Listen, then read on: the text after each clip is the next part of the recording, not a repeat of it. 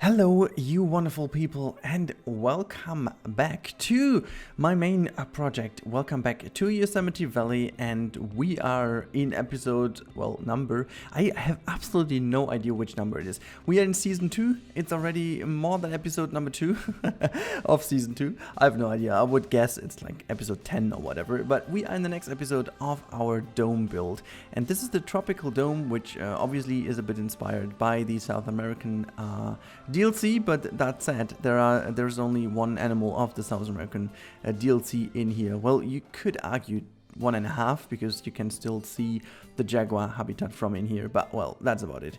Today we're going to tackle the Nile Monitor, and I'm going to say that the Nile Monitor is one of the animals that I potentially have forgotten too much in the past. Like I really didn't do much with it. I don't really know why.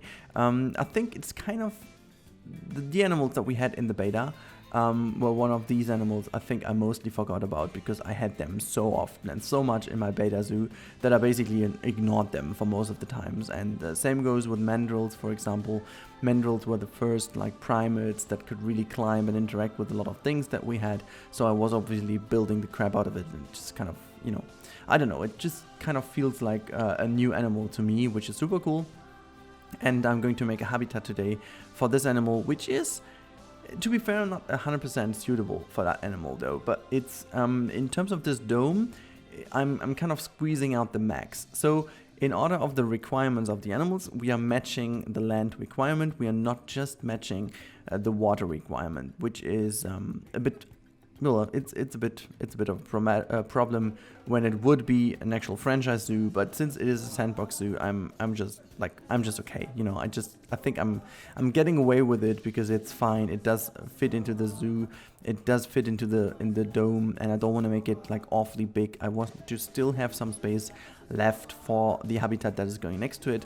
And yeah, I gotta say that this build was quite straightforward. There are a few little things that I'm missing. I'm going to show you in the real-time part at the end. But overall, I'm quite happy with how this habitat turned out. You can see we are doing this little backstage viewing area. Well, it's not backstage. It's just like like an outdoor viewing area, which gives you a bit of a view of the indoor section of, well, actually it's all indoor, but of the little kind of smaller backstage area where the Nile monitors can go in. And the main idea about this is to kind of squeeze a bit more land space in here where they could have a little nap, and also bring it to a level where the people can see it on eye level from the bridge. So because most of the habitat is lower down in a little valley, within the valley of valleys. Oh god, this is confusing. But no, honestly, it's like the bridge is crossing it, and the most of the habitat is lower down below the bridge, so people need to watch down. And I still wanted to have a little bit of an area which is kind of at eye level, and so I decided to make it over here. But yeah, that's mainly it. And then I kind of found out that I love these planter pieces for their wonderful concrete texture they have. And so I was using them now as a roof railing, I gotta say, to make sure that we can make a little planter roof. And honestly, I really think that this planter is going to turn out looking really nicely. It really fits the area. I'm not overdoing it, I'm just like really trying to make sure that this looks kind of realistic, like nothing overgrown, nothing crazy, not too many colors, just having it a bit muted and overgrown to make sure that the heat and stuff is not too crazy in the summer, but also to make sure that in winter times it still collects some heat from the inside and keeps it in, to not make it like awfully hot or whatever, or like cold in the winter to lose too much energy, because again, this dome is potentially one of the biggest energy suckers in the whole area, so it's kind of really increasingly problematic, that's the word, when you have some energy issues, which you totally don't want to have with this zoo. So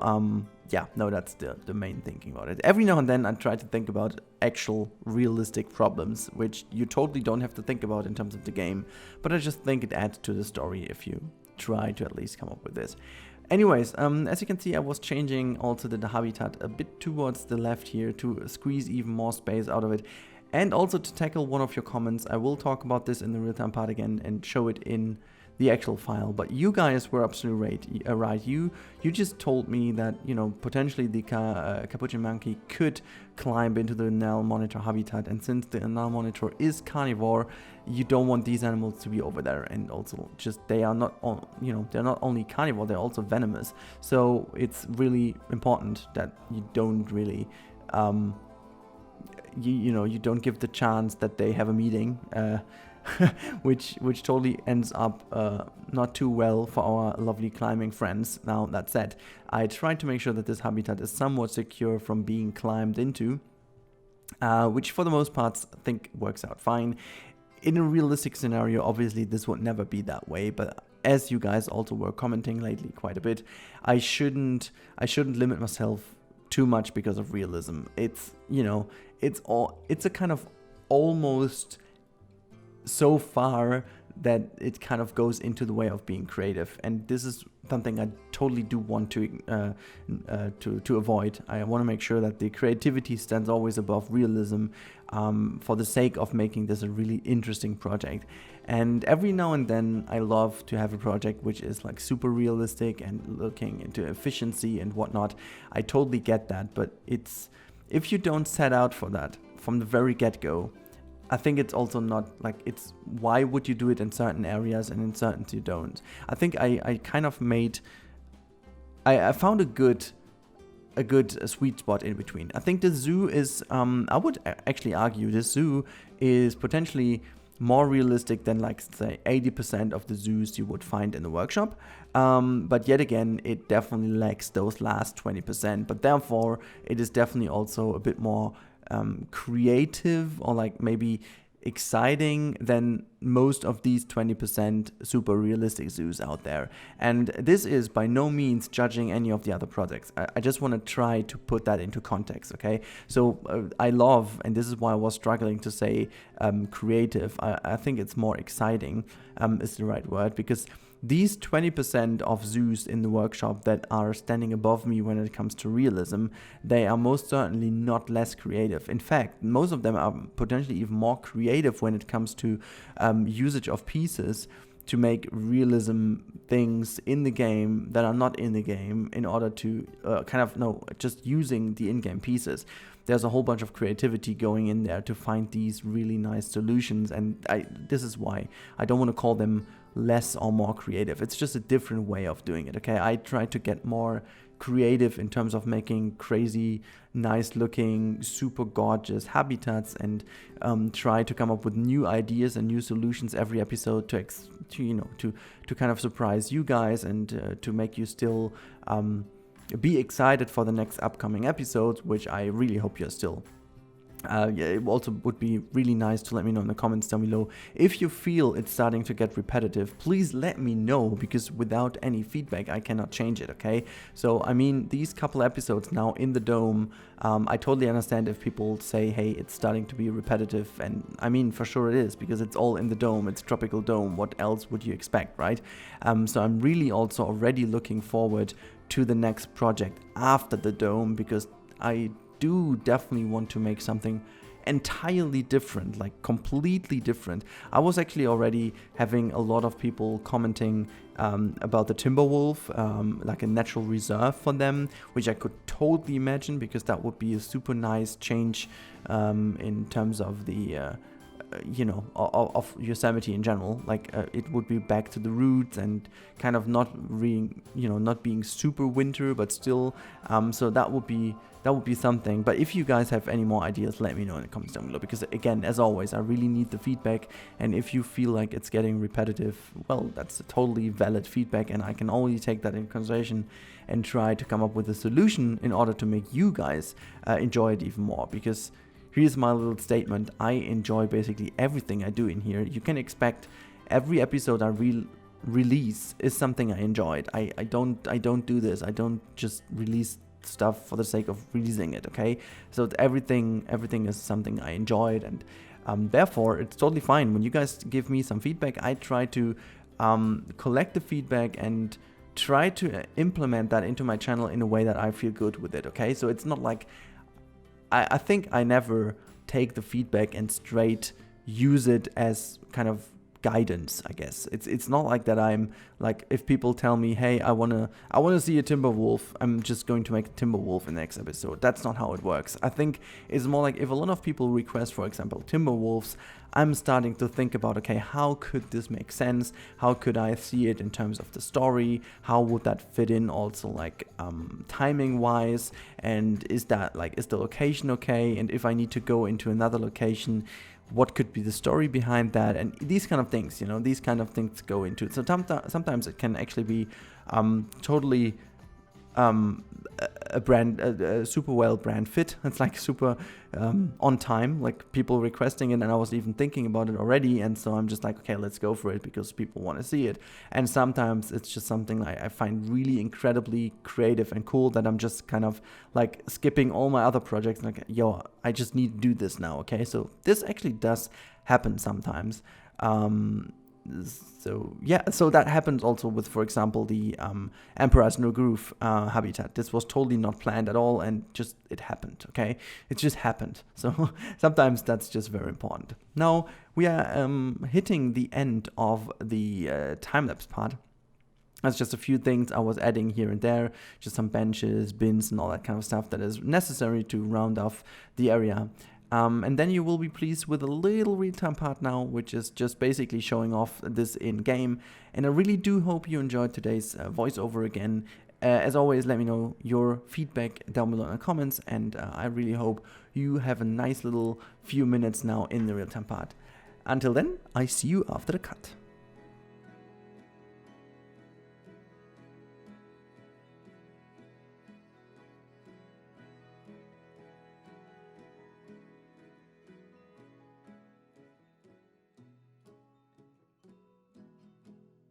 Alright, we're back in the zoo really quick. Just going to show you a little bit how this all looks from different angles. So we are just going to start outside of the dome. So there's a little bit of a change. You can see the backstage, a little kind of airflow mechanic thing, whatever you want to call it, is here a bit more hidden away now. And for the people, which will also be a bit more nice, you will have a wall in here which hides the backstage area, but you can just still go into this area and have a glimpse into the backstage area, or like the back area of the Nile Monitor habitat. So you can see them lying around here.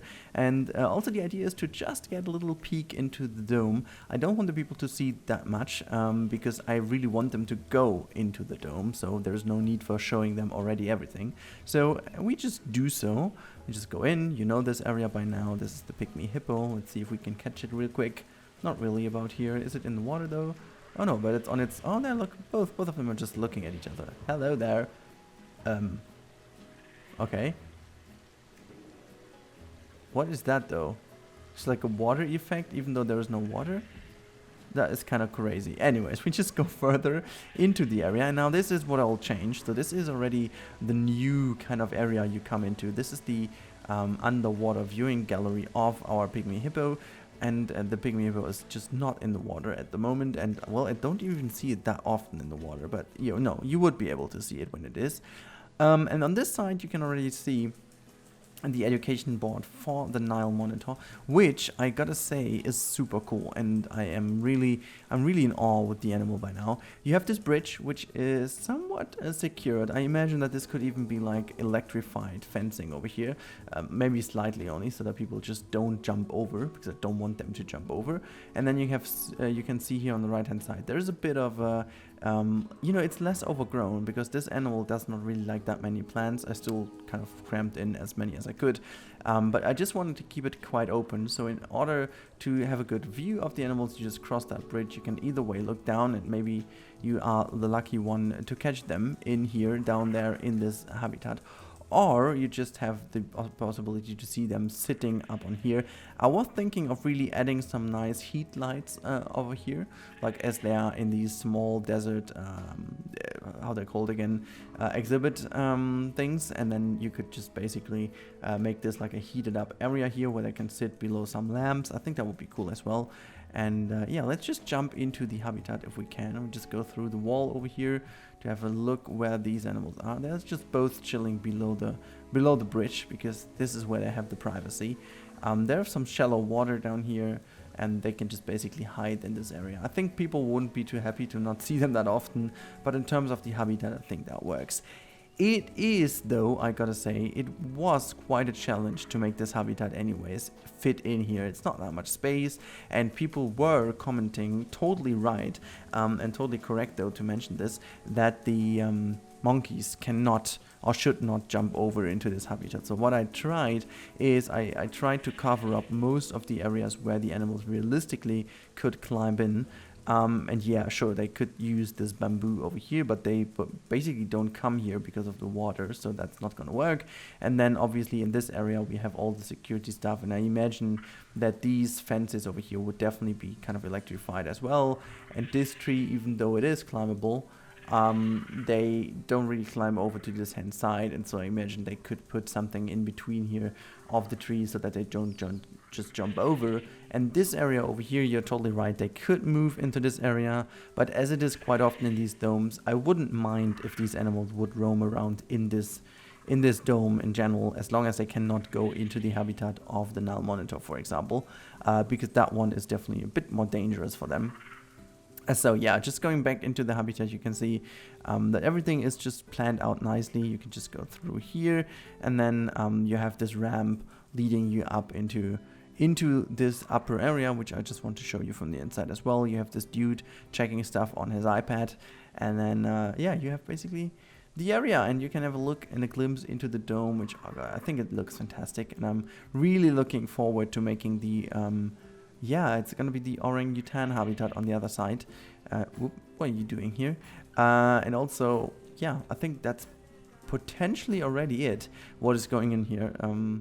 So that is the orangutan area, which will be kind of good and kind of big, so that, you know, these animals will be able to climb a lot above you. So it's going to be very much like an airy habitat with a lot of arboreal area for them to climb. It's going to be very exciting to see how this turns out.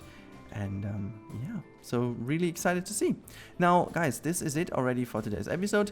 I really hope you enjoyed this one. Make sure to comment down below your feedback. Make sure to keep asking stuff if you have some questions. And also make sure to keep on suggesting what else we could add after the dome. Because there's a lot more common in Yosemite Valley. People actually also told me that they wanted to see some more parks and, not animal related, but actually nature reserve parks and stuff. I'm really looking forward to this as well. But yeah, apart from that, let me just know what kind of animals you want to see here, and what addition to Yosemite Valley you really want to see, and just what you think would fit in here the best. Okay, so far, I really hope you guys enjoyed it, and I am now going off, and I hope to see you and catch you in the next one. Have a great time, guys, and goodbye.